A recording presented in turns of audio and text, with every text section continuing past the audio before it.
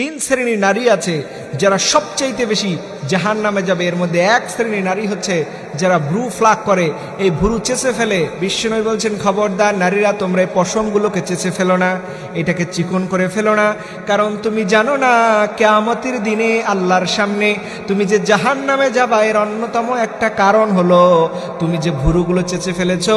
এই ভ্রু চেঁচে ফেলার কারণে আল্লাহ পাক কিয়ামতের দিন তোমাকে জাহান্নামে নিয়ে যাবে।